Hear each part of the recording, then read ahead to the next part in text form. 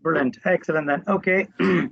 So, as I've said, I've got both myself and my colleague, Dr. Collins, here to do the presentation here for the Bliss service. And I'll hand over the mic now and the presentation to my colleague, Dr. Collins, to introduce long COVID and the clinical diagnostic condition. He's a GP with the University Medical Practice, but I'll leave him to tell you more about his work and what he's doing right now. Thank you, everyone. So yes, I'm Anthony Collins. I'm a GP at the University Medical Practice. I'm also one of the lead GPs at the Reading Respiratory Hub at the Walk-in Centre. So I have quite a bit of experience with acute COVID. I'm going to talk a bit today about definition of long COVID, some of the symptoms, some of the ways we can investigate and management. And then Deepak's going to then speak more about the specific local service, how to refer in and what the service will hopefully do. Right, so yeah, so in terms of kind of resources used for making the talk, there's quite a lot of useful stuff out there. Probably some of you will have seen the original article in the BMJ back in August that talked a bit about long COVID, some of the symptoms, some of the ways to investigate. In process at the moment, there's a joint guidance from NICE, SIGN and RCGP regarding longer term management of the effects. They released this on the 30th of October. To say that they will be setting up this guidance. We're still waiting to hear more details on that. There's quite extensive guidance from NHS England on guidance for setting up the post-COVID clinics. Obviously, we'll talk more about our particular clinic. And for those who are interested as GPs, there are a couple of actually very useful e-learning modules on the RCGP website as well. So case definition, the kind of definitions that are being used for long COVID, as you can see on the screen, really it's kind of categorized into three different sections. Acute COVID, we say, is up to 4 weeks. People who are still getting symptoms are just labelled as having ongoing symptomatic COVID. And then actual post-COVID or long COVID, the definition is symptoms continuing for more than 12 weeks. The kind of specific definition that's being used in all the literature is essentially signs and symptoms that are persisting beyond 12 weeks after diagnosis of COVID. It can be all sorts of different symptoms, which I'll talk about a bit more in a minute. The symptoms can vary over time. Obviously, they can be very different from person to person. Perhaps the most important thing to say with our clinic and with long COVID is that you don't actually need to have any previous confirmation of COVID, either on an antigen test or an antibody test. And this takes into account a lot of people in the first wave when a lot of testing wasn't available. So this will include people self-diagnosing. It will be people diagnosed by their GP, by hospital, by the respiratory hub. So in terms of some of the symptoms that we can get with long COVID, the top two by far are fatigue and shortness of breath. And the next 2 or 3 slides will talk about some of the various different kind of symptoms and signs that people can get with long COVID. But certainly in terms of people that are coming through to general practice and hopefully coming through to us, it seems with breathlessness and cough being important. Obviously, a lot of people with the initial infection can get muscle pain, muscle weakness. And again, this can be an ongoing issue. There's this whole talk about a kind of group of neurocognitive disorders, which can be just things like sort of confusion, disordered thinking, this term kind of brain fog, but also memory loss, dizziness as well. From a cardiovascular point of view, obviously arrhythmias, heart failure we're seeing in some patients post-COVID. GI upset, again, even with initial COVID itself, a lot of people are experiencing kind of nausea, diarrhea, and some of these symptoms can carry on afterwards. More general symptoms. So there's this idea that some people with long COVID can have this sort of relapsing, remitting illness. And a common pattern really is where sometimes people can be several weeks after their initial illness. They may have a few days where they almost think they're getting the original illness back. They may get a fever, they may get more muscle pain. And then a few days later, the acute symptoms settle down and they just kind of go to a lower level fatigue. So, but again, some of the more general symptoms can be fevers. There's recognition that there's a certain skin conditions that can be related to COVID. A lot of people get non-specific chest pain afterwards.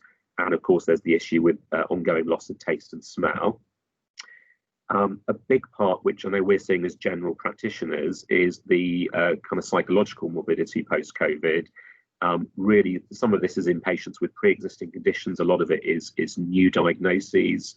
Obviously, anxiety, depression are kind of big things. Post-traumatic stress disorder, that I think applies more to patients that have actually been on intensive care, but obviously can apply to patients in the community as well.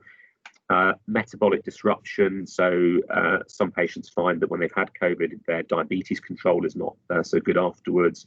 Other endocrine conditions as well can be worse. And then obviously we're aware of a lot of people both during COVID and afterwards who can be at higher risk of DVT, PEs and strokes as well. So in terms of how common is it, it's useful to look at it in two different ways. So the UK COVID symptom study is an app that's been available to the general public since the start of COVID, where people can type in their symptoms, whether they've had a positive swab or not.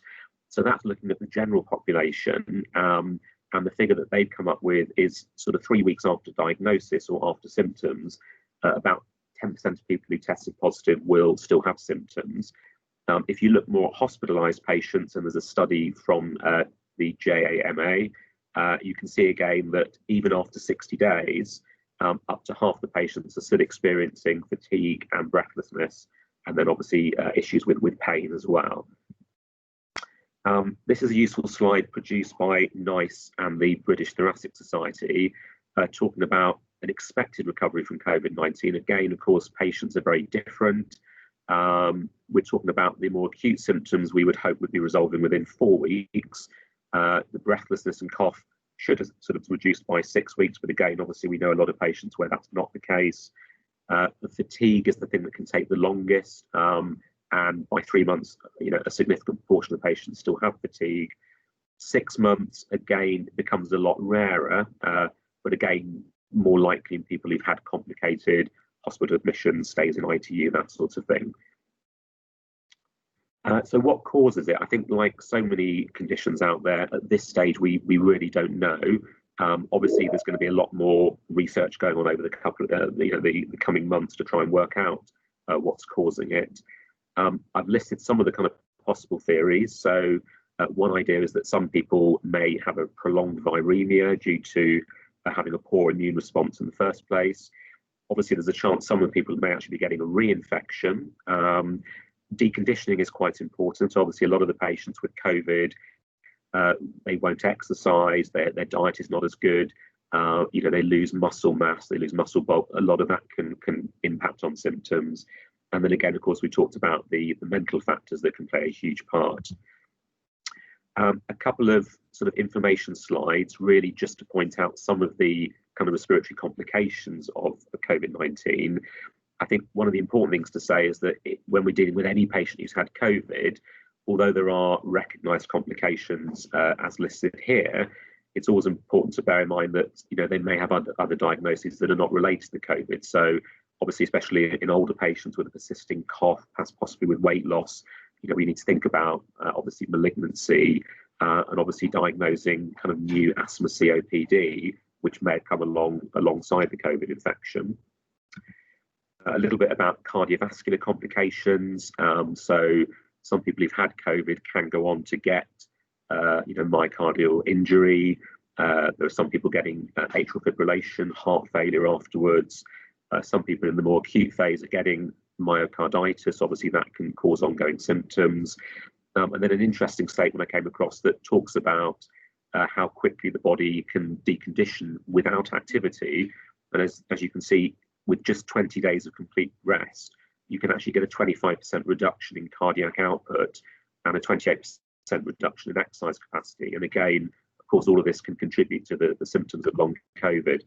A little bit I thought would be helpful for GPs out there in terms of management of shortness of breath. Obviously, taking the history is important. Again, not forgetting red flags for other diagnoses. Examination-wise, and Deepak will cover this more later, there's obviously a lot of things that would be helpful for us as GPs to have done before they get referred to the clinic. Partly, I guess, in terms of saving time for when patients actually arrive here, but again, sometimes actually picking up on things that may then not need referral into this clinic and may be more appropriately referred elsewhere. So bringing people in, finding an irregular pulse, possibly due to AF, a persistent breathless patient with an unexplained tachycardia may have an undiagnosed PE. Listening to the lung, hearing crackles, could be failure, could be infection, and again, obviously ankle edema as well. So we feel here that with the clinic, it's going to be important if you're referring people in to have done sort of a kind of a basic examination beforehand, just to pick out some of these things prior to referral. The oxygen desaturation test, I mean, I have more familiarity with this through the response hub. Again, this is not something that we necessarily think everyone should be doing, but it's something that's mentioned in the guidelines. The technique we use in the hub is a rapid 30-meter walking test, and you're looking at a desaturation drop in oxygen sats of more than 5% as being significant. Chest X-ray, obviously there'll be different kind of protocols in place for ICU patients. Any patient that's been hospitalised with COVID should automatically be having a chest X-ray at 12 weeks post-discharge. So if that's not already been arranged by the hospital, that's something that we can obviously arrange as the GP. But also the patients that have never gone anywhere near hospital, people that we've just dealt with ourselves in the community, again, we can consider doing an X-ray at this sort of 12-week stage, to see if there's any sort of pathology that might be picked up prior to referral into the clinic. If there's anything abnormal, obviously there are further specialist investigations that can be done, and hopefully some of these will be available through our long COVID clinic here. Just in terms of blood tests, obviously there are general bloods that are going to be helpful, similar to a normal kind of post-viral fatigue screen, and again we'll show you that's on the referral form. Specifically in terms of breathlessness, obviously full blood count's helpful to rule out anemia as a cause of breathlessness.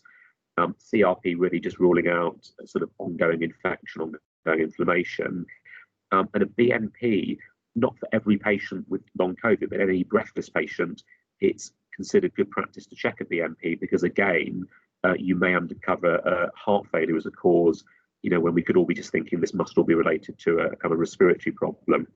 Troponin I put in brackets, it's mentioned in the guidelines. Obviously, most of us as GPs won't be doing that. If we have an acute chest pain, we'll usually be sending straight up to, obviously, to the hospital. So a little bit about management of shortness of breath. There's an excellent document. I don't have the web link, but if you Google the search for this, this is the Homerton University Hospital. It's about 20 pages, a really useful pack, all about sort of managing all the different symptoms. They have a couple of pages on positions that patients can adopt, certain postures that make breathing easier, but they talk a little bit about breathing control techniques as well.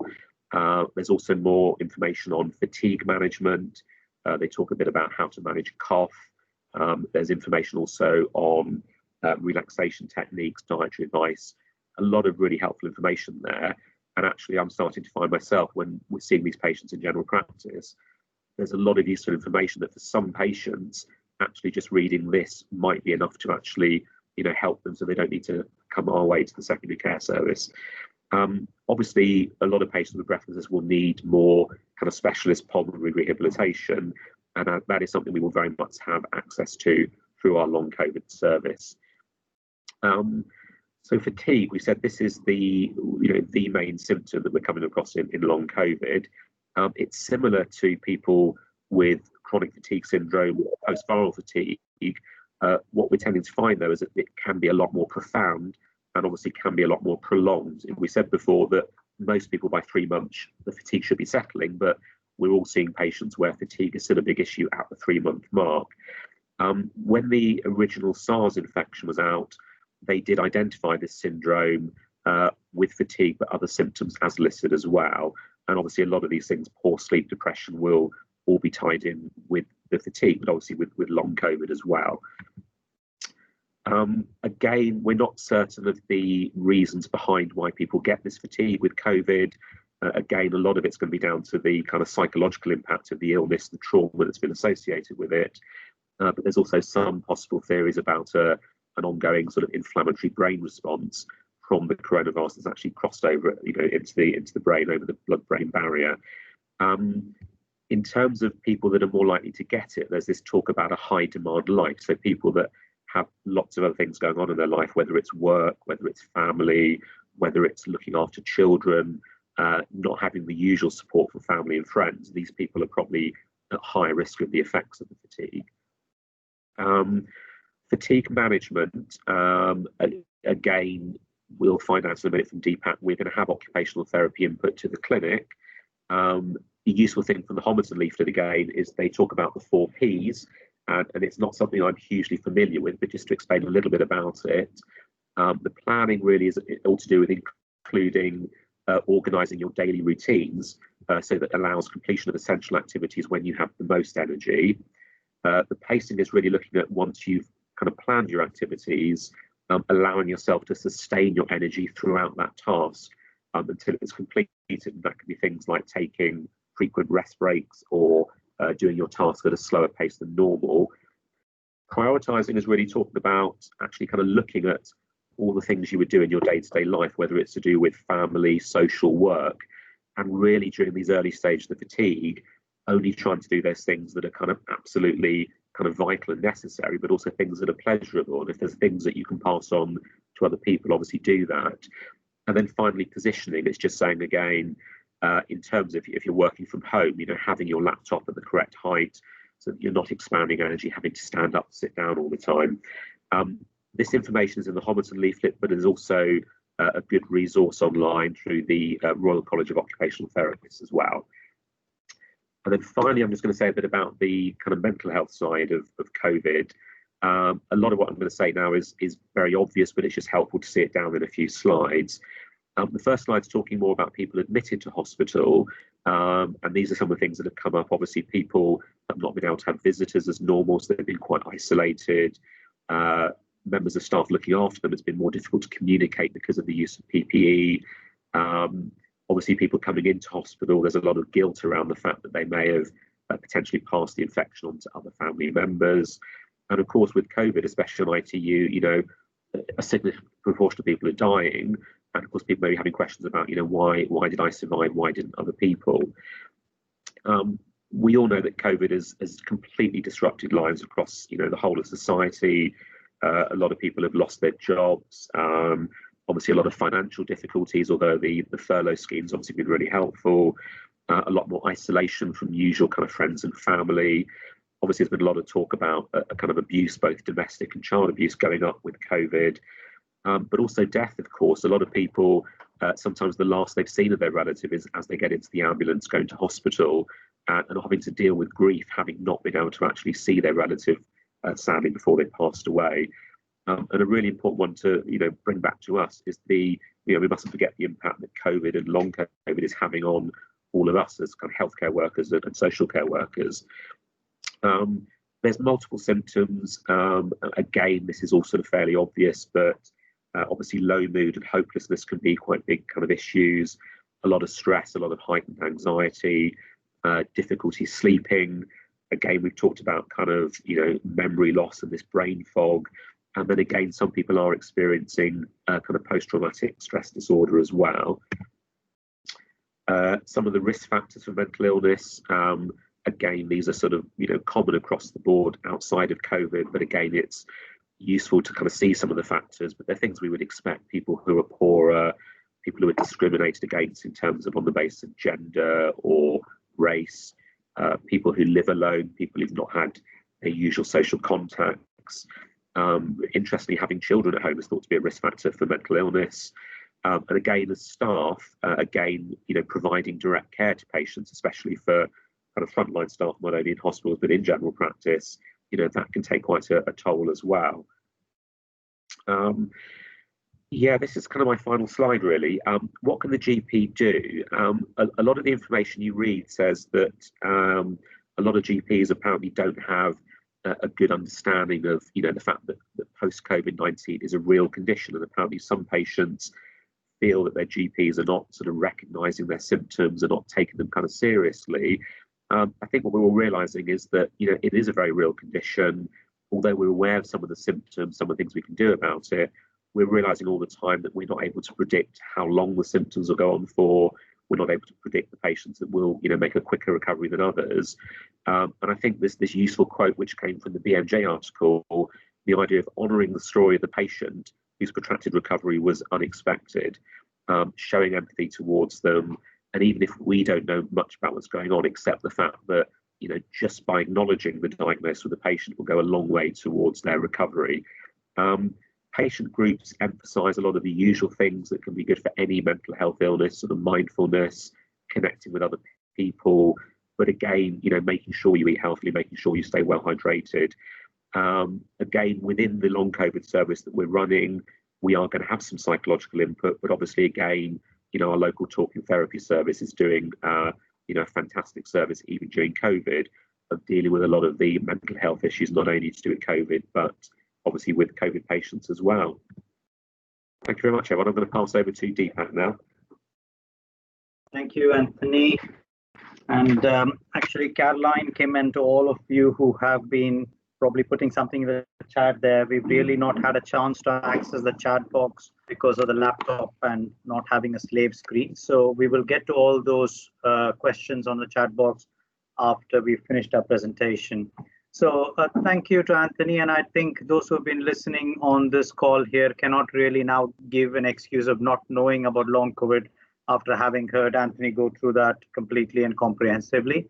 So I'll move on to actually what we've been able to set up in Berkshire as an integrated partnership in about 3 weeks' time. And this could have only been possible with the help of the CCG High Command in terms of high key and a support from the clinical oversight group. So a big thank to the CCG, to my colleagues at the Royal Berkshire Hospital and my colleagues in BHFT and GP Land for making this possible. So what I'll be looking at in the next 10-15 minutes is what I would be requesting all of you to consider before referring. Anthony's made some comments already regarding that. And right now, what the service is going to be looking like and offering, where will it be and what's going to be available, and what are the options that we are going to be focusing on in terms of rehab. So for those of you who want to know a little bit more from the popular perspective, this came out at the middle of October, still available on BBC Radio 4 for those who want to listen while driving. And then on the right side, these are all these links available on this particular website for a lot of the high and mighty right now in the UK talking about long COVID and giving more information about this condition. Good to signpost these to some of your more eager and interested patients. There is also a group that is quite useful for access, both American and US. Now, with its ups and downs, support groups have really been very powerful in actually bringing this matter to the attention of the policymakers, which is why NICE and NHS have all brought out this guidance that made this possible. So from the aims of the service, obviously, we wanted to provide patient care, but as Anthony has pointed out, it is a multi-system problem. It is complicated. There's overlap with what we normally see in some post-viral fatigue patients, but we're also hearing stories of unusual cardiac or respiratory or neurological complications that might come through. And it seems to be occurring in pediatrics, adolescents, as well as in adults. So this is something that did need a integrated ICP-wide approach, which is what has been made possible here. We needed it to be innovative in some ways because of what we were dealing with. But at the same time, as with any service that needs to be set up, we need to find a way to keep it sustainable for the long term, because the funding that has come through right now is only available until the end of March. And we need to really be clear about how we're going to be helping these patients to get further onward funding. And we realize that some patients, a lot of patients, may be patients who have never been to a hospital. Those are the patients who will now approach your service asking to be referred to this service. So it's important that we think about some assessment, but we also plan for some good rehabilitation. And that needs to be a combination of physical and mental health support together, given how much psychological impact that Anthony has pointed out to. We have tried our best to run this. Sorry, can you hear? No, we've run this as a co-production between patients. So we've taken the aims to make sure that all of what we've done with this service has been run through a number of patients in the long COVID support group online. And I've also had a chance to speak to some of the long COVID sufferers, some of the professors who are policymaking, to actually find out if what we're doing is good enough, has a good starting point. Obviously, we want this to be trauma informed. And for those of you who are aware, I'm really keen and passionate about introducing this to our local area. We've had a lot of chat with return to work, which I think is hugely important. I'm very grateful to Dr. Blackburn for coming on this talk as well, because I think occupational health and how we return our healthcare workers with long COVID, our able-bodied staff with long COVID to come back to work, because the data seems to indicate that a lot of the people who are suffering from long COVID seem to be between the 30 to 64-year age group, which means that it is the productive workforce that is being affected. Obviously, all of this needs to be value-based. So the Berkshire Long COVID integrated service is going to be holistic, is going to be multidisciplinary. Right now, a day a week at the Royal Berkshire Pain Clinic, and we are requesting that you do a certain amount of bloods and chest X-ray, possibly ECG, prior to even considering a referral form. We are accepting referrals from primary and secondary care. I mean, this service could very well have sat in community care, but it was just that at this point of time, it was felt that it could be started off because most of the patients were right now being referred into secondary care. So it's been set up within the Royal Berkshire service here. We will be providing access to further consultant input, specialist input, and diagnostic tests as required. And it's open to everyone. And we've got setups in place to cater to people who are not able to attend, remote, disabled, and we're putting all that in place. The service right now is Monday all day. It's going to be having GP Dr. Collins, it'll be myself, and we'll be having access to further medical consultant input with further consultations with respiratory and cardiac and neurology and neuro rehab. We have the respiratory physiotherapists who have up to now been dealing with other patients post-COVID, so they are going to be available. My pain physiotherapy colleague is also available, and she's got experience of fatigue, but we've also got support from the fatigue service as well. We've got occupational therapy support available as well for that day, and a psychologist from BHFT lending support as well. We have been given gracious access by Sean Maroof from the Respiratory Hub and Dr. Tawa for further spirometry at the hub if required. And obviously, we do have extended access via the internal hospital system to all specialist support if required, if we need to send patients through. Right now, what we are asking is that any pediatric or adult could provisionally be referred into the service. Please be very careful about the adolescents that you want to refer.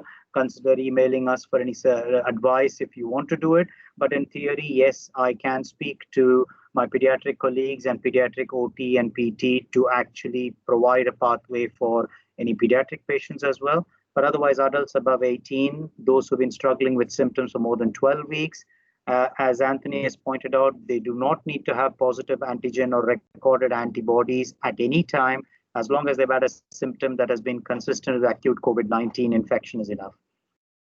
Please be aware of the 2-week wait referral pathways that are already there. So if there are really some unexplained symptoms and your alarm bells are going off and you're getting your gut feelings, please act on them. This service is not for those patients. How to refer, there is a pro forma that's now available, which I'll show you shortly. It's all been uploaded on the e-referral system for you to access, and patients will then be sent some questionnaires, which I'll show what it looks like. And once that questionnaire has come back to us, we will be able to do a paper triage followed by a face-to-face assessment as required. So in a way, it's a kind of tiered service. And what we are expecting is that a tier 1, where patients will be quite motivated and will be able to look after themselves, have got really truly mild symptoms. They have got the Your COVID Recovery website, which is promoted by the NHS. You will be supporting them with the help of your health coaches or whatever is provided within your PCN in terms of counselors and at practice level support. Maybe do a blood chest X-ray, and then you'll be looking after them within your own support system that you have. But at the next level, if you do think that you've done the initial bloods, but the initial support isn't enough, or there's something that's not been done, that's where our long COVID integrated service will come, which is led by everything that I've told you about, and I'll show you what else we have access to. Of course, from there, we will be happy to refer into specialized care. At the same time, you could also, if you feel that there's something truly cardiac or respiratory or neuro you've picked up which needs to be addressed separately, please consider referring directly into those specialty services. They can always refer back into the long COVID at a later date once that particular symptom or organ system has been safely ruled out. So if you want to refer now your patients to the long COVID service, This is going to be found on your DXs. Anthony tells me that you can either search just by labeling COVID, or you can put this in the search bar BRW2293, and that will open up the COVID subfolder. When that opens up, you will be presented with this particular form, which will indicate again what you need to have, what are the X-ray and the test minimum required, and then the referral form will be available on clicking that. There'll be a leaflet also that should be there, and then there is a referral guidance. We have told you what will happen as the questionnaire that will be sent out, but when you go to the long COVID referral form, this is what it will look like. It looks very suspiciously similar to the IPAS referral form. That's because it is indeed, I have kind of used the IPAS referral form as a template to do it. So just to make it simpler and hopefully easier and convenient for you all. So when you look at the form there is that one particular point where the blood test you can see, which is the simple things there that we've asked for. And spirometry is, if you can get it done in your practice and you're capable of doing, that's fine, but just an optional for those investigations, preferably in the last 6 to 8 weeks. But again, the timing is not mandatory. Recommendation at a minimum, at least we want chest X-ray and the full bloods there. Once that is done and we receive the system, the ERS system receives the referral form, it will automatically go into a doctor-doctor app, which the Royal Berks is right now using, or postal or email, which will be sent, which is why in this particular thing, we're actually asking this question here on the right side, that the patient will be sent a questionnaire. If it is possible for you to find out from your patient whether they can access email or smartphone savvy, or would they prefer paper, if you tick that, then it will be really useful for us. Once that is done, obviously, we will send them out a questionnaire that will look like this. It does have a nationally recognized and approved Yorkshire Rehab Screen, which is a screening tool and some level of tool. And then along with it, we will also be giving them some questionnaires to gauge their baseline mental health status as well as their functional status. All of this will be sent as a pack. They will fill that out and send it to us in a 2-week time. If they don't send it back to us within a 2-week time, at the 13th day, there will be a reminder text going out to them if they have opted for the email or the electronic version. But if after 2 weeks they haven't sent it back, then we are not going to be able to see them within our service. Now, assuming that they do send it in, this is where the blue part that you see here on this pathway is where they would have the paper triage first. And if we do feel that it is not likely to be long COVID for any reason, we will discharge back to you. But however, if we do identify certain important issues that need further investigation, we can refer to the main specialty. Otherwise, if we think it is suitable for us, we will then organize for a face-to-face appointment, preferably face-to-face, but we can do virtual as well if required.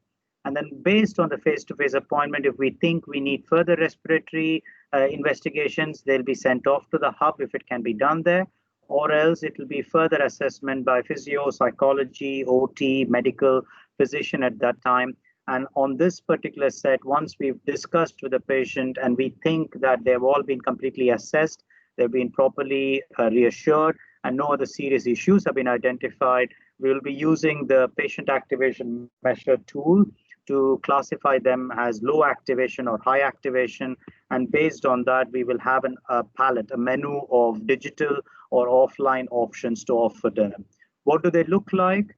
Right now, we are exploring these 3 things. So obviously for mental health, the BHFT has got the Silver Cloud platform. Within pain services, I've got a My Pain service, which the digital program. We are aware of this product from NIHR, which is UCLH and BARTS are using this as a long COVID rehab app. And finally, Leicester, the Your COVID Recovery itself, have released an interactive platform, which my respiratory physiotherapist has got trained in last week. And most likely, this is the one that's government approved. It's right now free at the point of care. So we are getting the information governance done to probably get that app into use so that we can offer that as a digital online program for a group of patients who are probably high activation or maybe even those with low activation with appropriate support. For most patients, we will be signposting them to the Your COVID Recovery, which has been updated and done well. But as you are aware, it's not for every patient. The offline options, we are going to be offering a rehab program style, which is going to be delivered by a physiotherapist and occupational therapist for up to 8 to 10 patients, either via Teams or Zoom with some face-to-face approach as well to teach them about breathing or fatigue or pain management. Right now, we've got some data from two recent rehab programs that my colleagues have delivered, which is around 8 to 10 people who have gone through the long COVID rehab program. And the data seems to indicate that fatigue and pain, as Anthony has pointed out, breathing management seems to be the main focus. In fact, this afternoon, I'm giving a talk to that patient group around why and how pain and fatigue occurs. But the work from Homerton and what we've done is what's populating the content and the delivery of this program. Our future right now, we're looking at possibly speaking to the local charities here and applying for some more charity funding to involve some voluntary healthcare workers and some charities, Health Watch West Berkshire, Community United, and other such charities, Neurological Alliance, the West Berkshire Therapy Center, to all come on board to be able to provide these patients further support outside in the community, some of which we will initially fund through a charity, but that funding is still going on, and we'll know more about that in January. I'll leave it here at this point. Thank you so much for listening here, and I'll just stop sharing now, and we are open for further questions.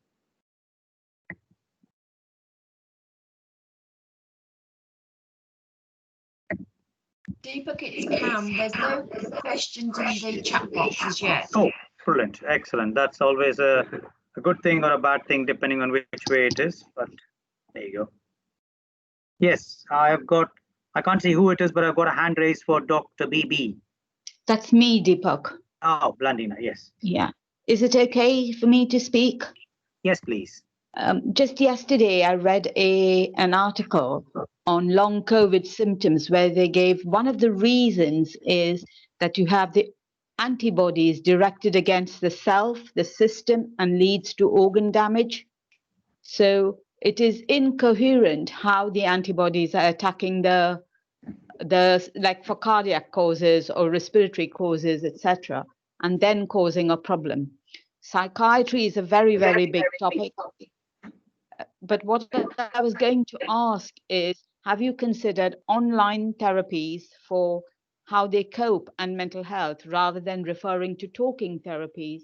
Because my experience has been that talking therapies is inundated with psychological symptoms that need not necessarily be referred to them, in my opinion. So online therapy, the people who are working often feel that they can access it when they need it rather than when talking therapy is needed? Thank you, Blandina. I think those are very relevant points and quite useful as well. We had chats and we've had a chat with Alison Salvadori, who's been the head of psychological therapies at BHFT. And actually, she's been very supportive and has told us that there has been a relative capacity. So actually, there is capacity to offer talking therapies, and we're very grateful for that support. So she is actually saying that there is the support possible. So yes, talking therapies is an option, but I've also had a look at a couple of these online apps that the Leicester as well as the Living With, and both of them have got modules around relaxation and mindfulness and meditation and breathing options there. So there are some mental health support things, and obviously we will be talking to them about other apps that they can make use of, which do help in terms of there are things that I'm aware of which we use in the pain literature, which we can signpost them to. And we've also got a psychologist here who will be supporting us within the service, and hopefully she or he will also be able to make that suggestion based on what the patient is willing to go for. Thank you. Any other questions there?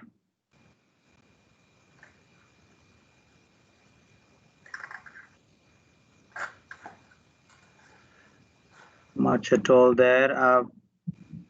We got about can I ask a second question, please, Deepak? Just so that absolutely. All the GPs are aware, is that in the time period for people who go back to work, one of the issue is that they've chosen to not take the advice of the specialist or the GP. And my immediate example is, and I can understand this, that the poorer paid or the lower paid people need to feed their families. So the example I have is somebody with a neuroendocrine tumor who we've agreed to get the operation, etc., for, refused to go for it because he needed to feed his family of 4. And those kind of decisions will extend the symptoms they have, or could extend the symptoms they have. And in addition, I would say that one of the questions the GPs could ask is, do you have an occupational health service? And in which case the return to work should go via them. Thank you, Blandina. I don't know if any of the GPs want to contribute to that. And what does Dr. Collins feel, Anthony? Any of your thoughts on that? No.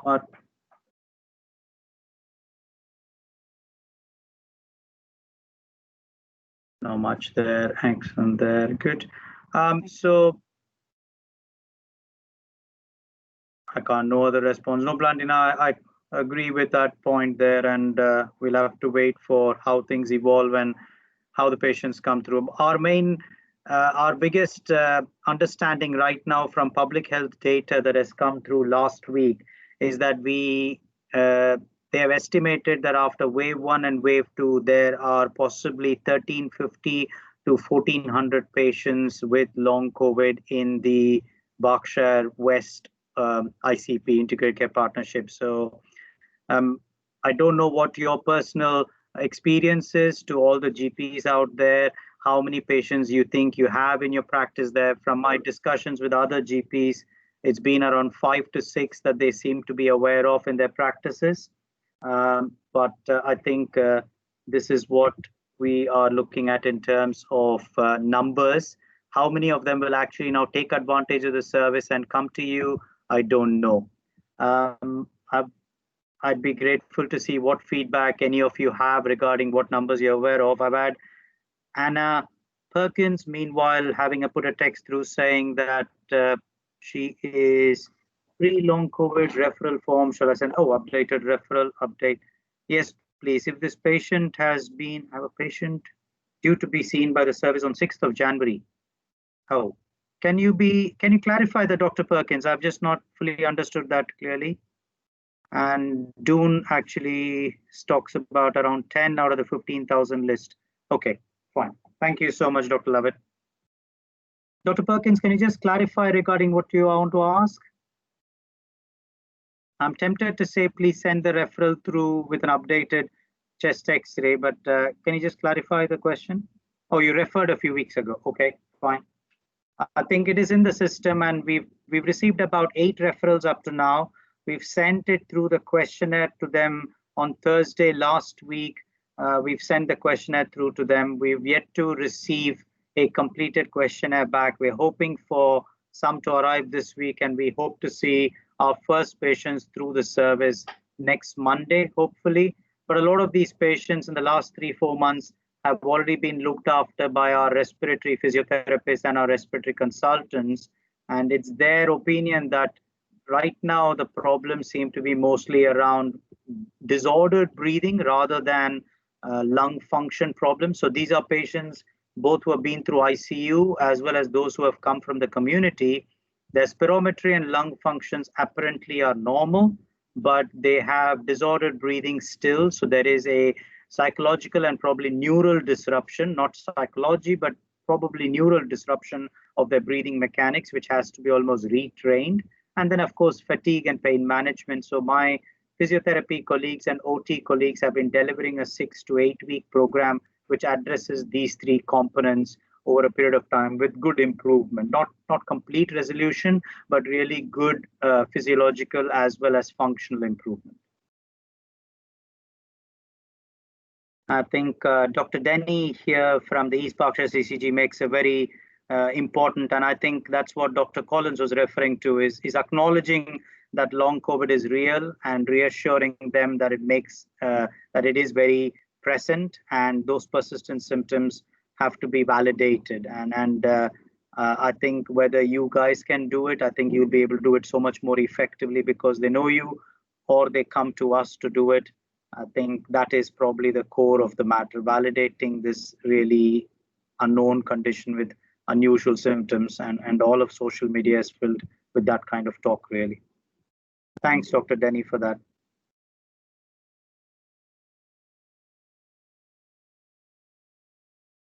I'm trying to get some information regarding coding. I believe there has been work undergone in how to code it on primary care. I think there's some talk going on how to get proper coding for this. I'm not sure if it has come through properly or not. I'm not privy to how that actually happens in primary care. Dr. Collins also shaking his head here. So we don't know exactly how does somebody code for this so that it reflects on your EMIS or your system one. But there you go.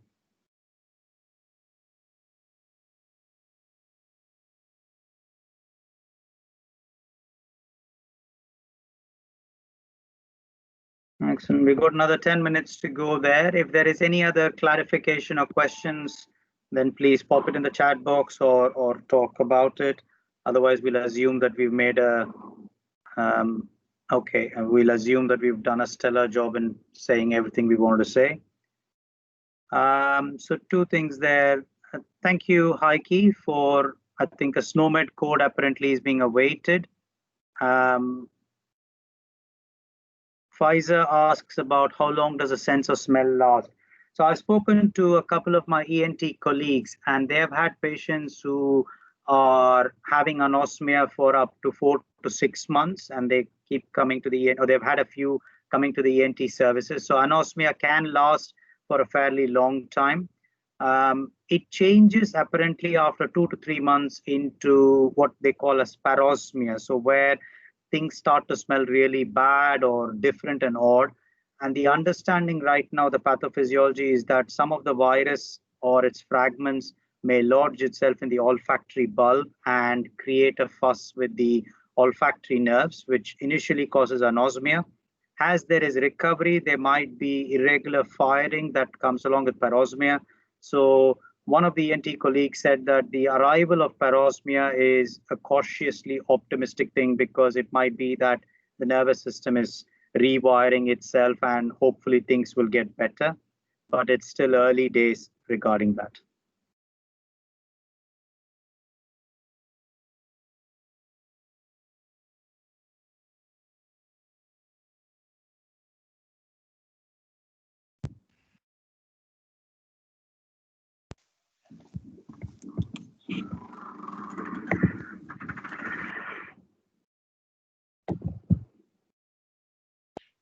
No. Okay. I think if we have any other questions from anyone, if we have no further questions, then we will probably bring the session to an end a little early, give you all a 10-minute time to get up and shake a leg. And this webinar is recorded and will be made available on a newsletter for you by the middle of the week. Is that right, Caroline or Kim? Is that the next newsletter will carry the details? Deepak, we hope to get it out by the end of the week. So I think it will be this week's newsletter, I think Wednesday or Thursday, if we can get it converted to YouTube link. Okay. Can I just... May I say one extra thing, please? Yes, Blantina. It's for the GPs or any of us as doctors. Are we certain that we are covered by our medical insurance for an early part of long COVID? That means we don't know the advice we are giving. Because in my branch of practice, every time I have to go to the medical insurance to make sure that I'm giving advice for future. So it's just a thought. I don't know. I just want you as GPs or anybody to be aware of it and make sure you are covered.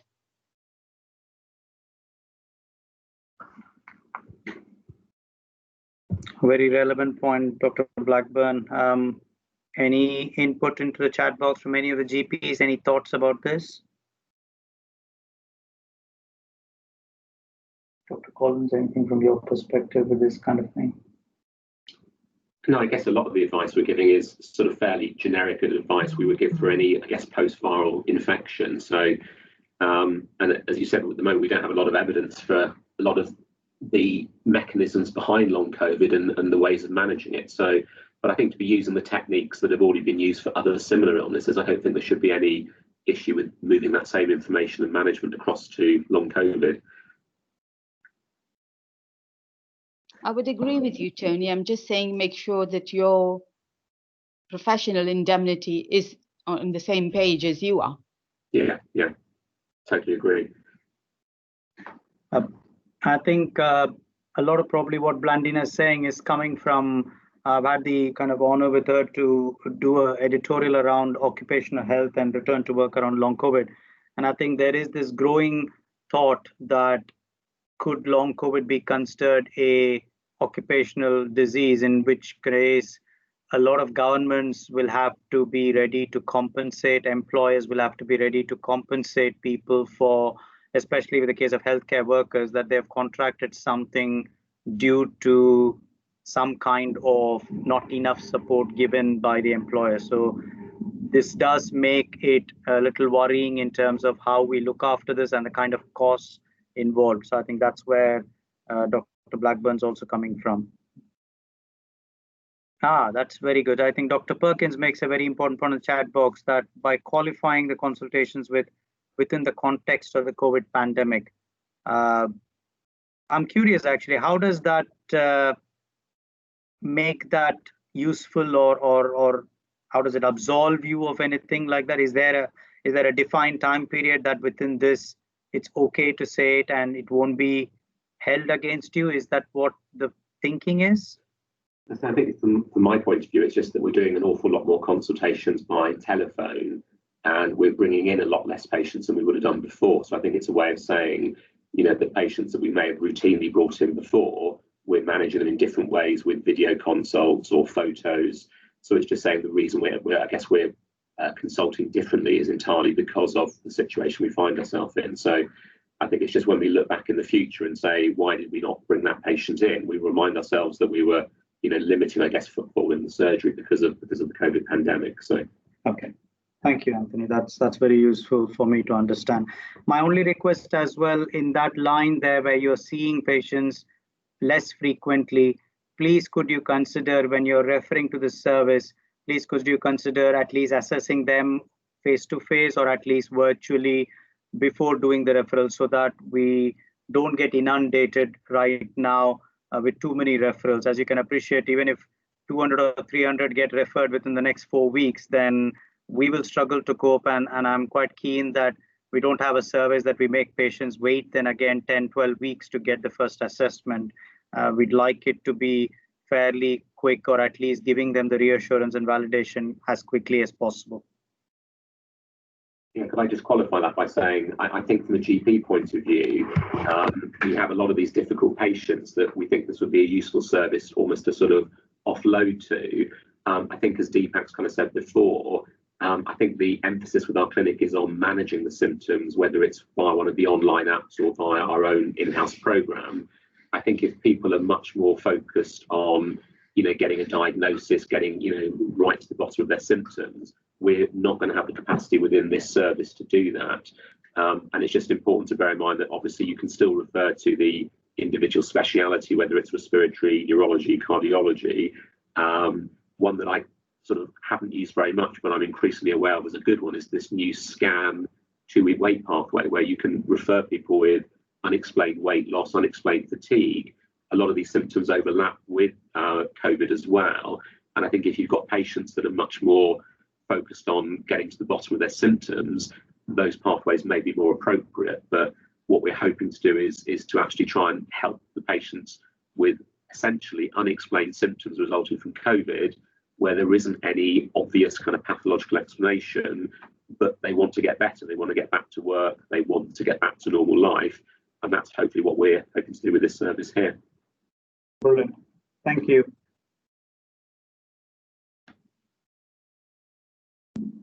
Right. Okay, then. Well, have a good afternoon. Thank you so much for listening to us. We will probably bring an end to this webinar, and have a good day, and hope to see many referrals over the next few months. Thank you. Thank you very much, everyone. Thank you.